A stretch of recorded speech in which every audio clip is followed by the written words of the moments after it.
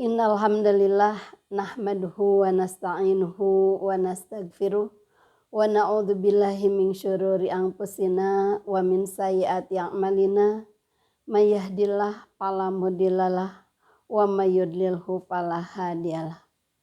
Asyhadu an la ilaha illallah wahdahu la syarikalah wa asyhadu anna Muhammadan abduhu wa rasuluh alladzi la nabiyya ba'dah. Alhamdulillah wa syukranillah, segala puji kita panjatkan kehadirat Allah Subhanahu wa taala. Berbagai kenikmatan telah kita terima, nikmat sehat, nikmat afiat, nikmat hidayah, inayah, taufik yang Allah berikan pada kita sekalian. Alhamdulillah hari ini kita bisa bertemu kembali dalam kajian hari Ahad pagi. Dan tema yang akan saya sampaikan hari ini, jika ajal tiba. Ajal pasti datang tepat pada saatnya. Ajal pasti datang pada setiap orang. Dan ajal pasti datang sesuai dengan kodo dan qadar dari Allah Subhanahu wa taala. Sesuai dengan takdir dari Allah Subhanahu wa taala yang telah ditentukan. Ihwatu iman rahimakumullah. Allah Subhanahu wa taala berfirman dalam surat Al-A'raf ayat 34. A'udzu billahi minasyaitonir rajim. Walikulli ummatin ajalun fa idza jaa ajaluha la yastakhiruna sa'ata wa la yastaqdimun. Untuk setiap umat pasti akan datang ajal. Apabila ajal itu datang, maka tidak bisa dipundurkan dan tidak dimajukan. Ihwatu iman rahimakumullah.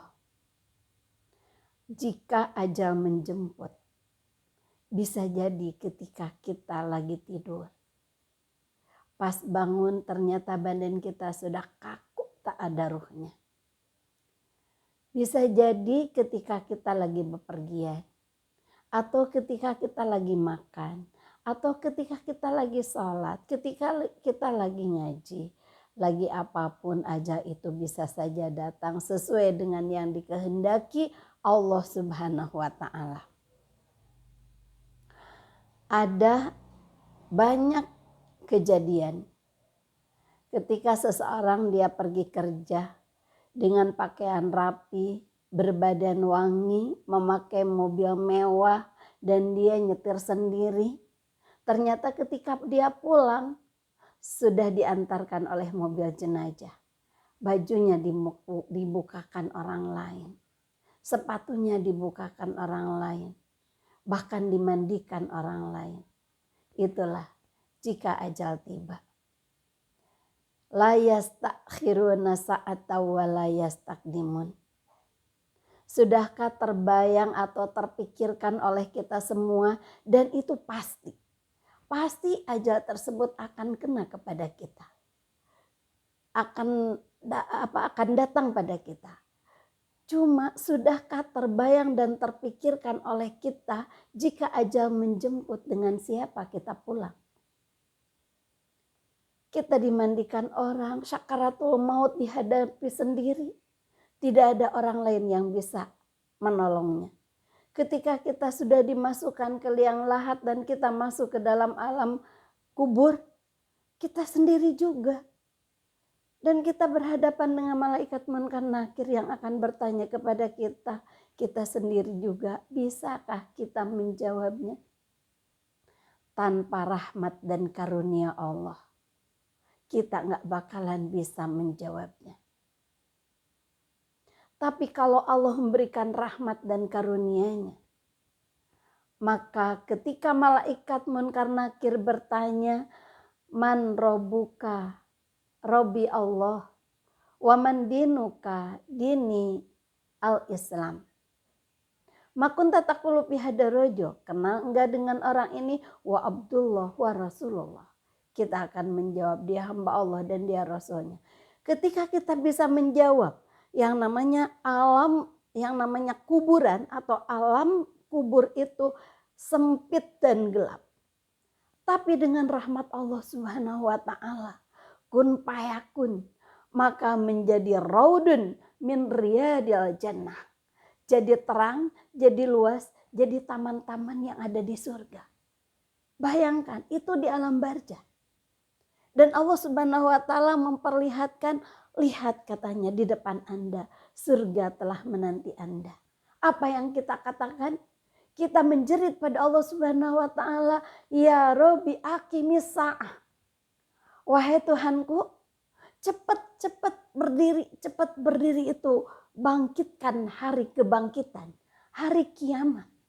Aku ingin segera pulang ke tempat yang abadi, yaitu surganya Allah. Birahmatika ya arhamar rahimin.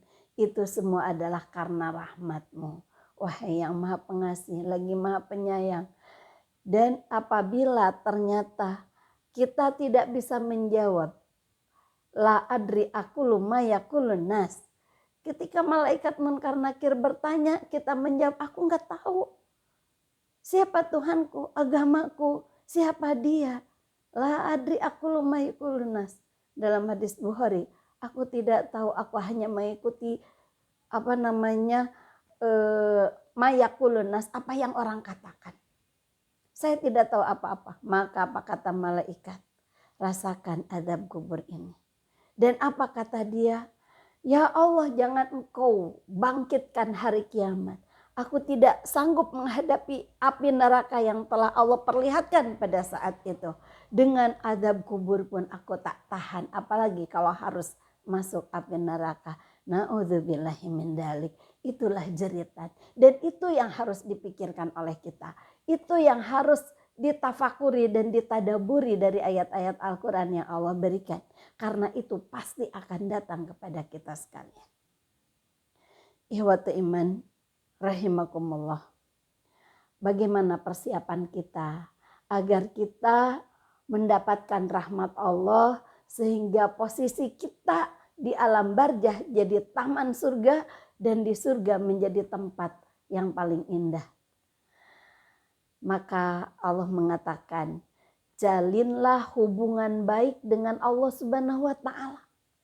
Jalinlah hubungan baik dengan Allah Subhanahu wa taala dengan cara apa? Bimtithali awamirihi wastinabi nawahihi.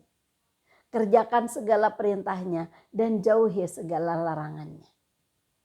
Menjalin hubungan baik dengan Allah. Allah itu tidak butuh kita. Allah itu tidak butuh sholat kita, ruku kita, sujud kita, saum kita, infak dan sedekah kita. Allah tidak butuh. Hanya Allah suka. Karena Allah suka, maka Allah akan memberikan rahmatnya. Dan jalinan hubungan baik ini harus dibangun bukan atas terpaksa. Karena itulah Allah mengatakan, la ikraha fiddin. Tidak ada paksaan dalam agama. Tidak ada paksaan dalam agama. Karena apa? Menjalin hubungan antara Allah dengan kita bukan berdasarkan paksaan. Tapi kata Allah, jalinlah hubungan antara kita dengan Allah berdasarkan rasa cinta dan kasih sayang. Allah mencintai kita. Allah menyayangi kita.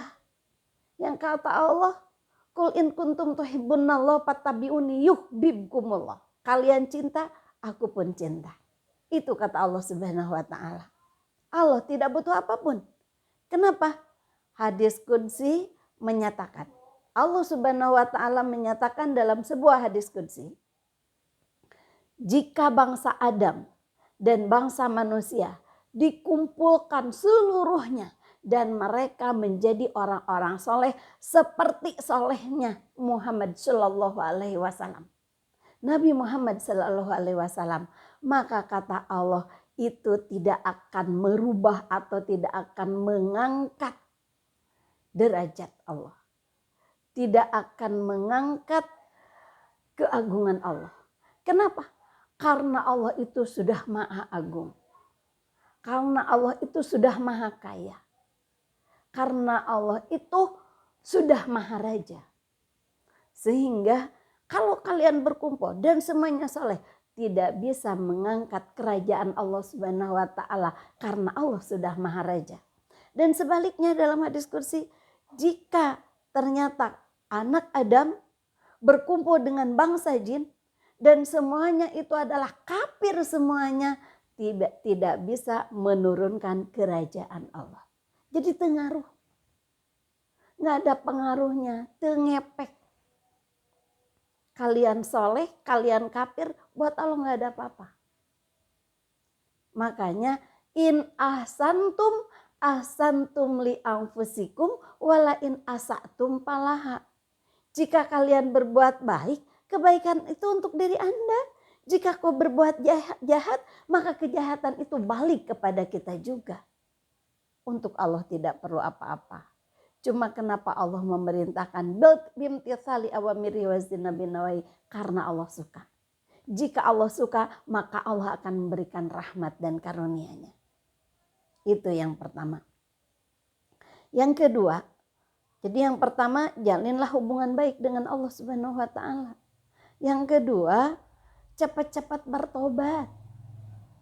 Bagi kita siang hari berbuat dosa, malam hari berbuat dosa, cepat-cepat bertobat kepada Allah Subhanahu wa taala. Jangan menunggu besok. Jangan menunggu nanti. Karena besok dan nanti belum tentu jadi milik kita. Dan ini rahman rahimnya Allah. Jika kalian bertobat, maka dosa Anda akan aku gantikan dengan hasanat, dengan kebaikan. Dari mana itu kita lihat dalam surat Al-Furqan ayat 70. Illa man taba wa amila wa amalan sholihan faulaika yubaddilullahu sayyiatihim hasanat wa kanallahu ghafurur rahim. Illa man taba, kecuali untuk orang-orang yang bertobat, wa amila amalan sholihan, dan beramal soleh, faulaika yubaddilullahu sayyiatihim, Allah akan menggantikan dosa mereka, kejahatan mereka, hasanatin, dengan kebaikan. Dosa jika tobat Allah gantikan dengan pahala. Wa kanallahu ghafurur rahim, karena Allah Maha Pengampun dan Maha Penyayang. Itulah Maha Pengasihnya Allah, Maha Rahimnya Allah. Kau bertobat sekarang, jangan menunggu nanti, jangan menunggu besok, karena nanti dan besok itu belum tentu jadi milik kita. Dan Allah menjanjikan, jika kau berbuat dosa, aku akan gantikan dengan pahala. Al-Furqan 70 yang barusan saya bacakan. Kemudian dalam hadis riwayat Muslim yang diterima dari Abu Musa al-Asy'ari, apa yang Rasulullah Shallallahu Alaihi Wasallam mengatakan, Innallaha azza wa jalla yabsutu yadahu bilaili liyatuba musi'an nahar. Innallaha azza wa jalla, sesungguhnya Allah yang maha gagah dan maha mulia. Yabsutu yadahu, dia akan membukakan tangannya, merentangkan tangannya. Bilaili, di waktu malam, liyatuba, untuk menerima tobat, musi'an nahar, orang yang berbuat dosa di siang hari. Subhanallah. Allah akan membukakan pintu magfirahnya, tangan magfirahnya untuk menerima tobat orang yang berbuat dosa di siang hari.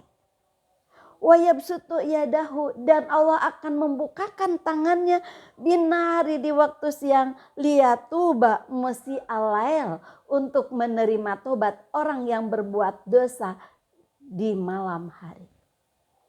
Siang Allah menerima tobat, malam Allah menerima tobat. Bertobatlah setiap saat, beristighfarlah setiap saat, beramal solehlah setiap saat, karena Allah menunggu tobatnya kita. Yang kedua itu, ya, jadi yang pertama, jalinlah hubungan baik dengan Allah Subhanahu wa taala. Yang kedua, cepat-cepatlah bertobat sebelum kematian itu datang.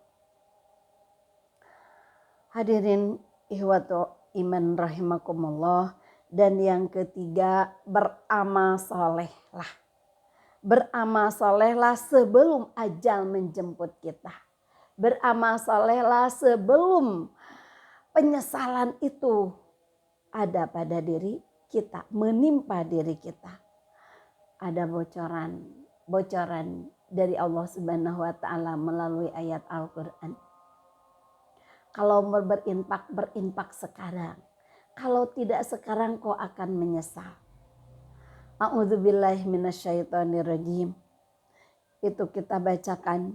Wa anfiqu mimma razaqnakum min qabli ayyatiya ahadakumul mautu fayaqulu Rabbi laula akhartani ila ajalin qarib fa asaddaqa wa akum minas solihin. Fa asaddaqa wa akum minas solihin. Ya Allah, bagi orang-orang yang menyesal, yang sudah ajalnya datang dan dia sudah masuk ke alam barzakh, dia sudah masuk ke alam hisab, dia akan menjerit, ya Allah, Rabbi laula akhartani ila ajalin qarib. Aku berikan tempo hanya sebentar saja. Untuk apa? Bukan untuk menyelesaikan rumah yang belum selesai. Bukan untuk membesarkan anak yang belum pada dewasa. Atau bukan ingin dinaikkan gaji ketika dia meninggalkan dunia. Karena dia ada iming-iming akan ditaikkan pangkat dan gajinya. Bukan. Tapi untuk apa? Fa'asaddaqa wa akum minas solihin. Aku akan bersedekah. Dan aku akan menjadi orang yang soleh. Tapi Allah mengatakan tidak. Allah mengatakan tidak. Kalau dalam ayat yang lain. Idza jaa ahadukumul maut qala rabbi irji'uni la'alli amalan salihan. La'alli a'malu salihan bima taraktu. Ya Allah, irji'uni, kembalikan lagi aku ke alam dunia. Aku akan beramal soleh. Aku akan beramal soleh. Idza jaa ajaluhum la yastaqdimuna sa'atan wa la yastakhirun. Apabila datang ajal, maka tidak bisa diakhirkan dan tidak bisa dikedepankan. Artinya tidak bisa ingin sekarang atau tidak bisa menunggu besok. Apabila ajal datang tidak bisa dipundurkan dan tidak bisa dimajukan.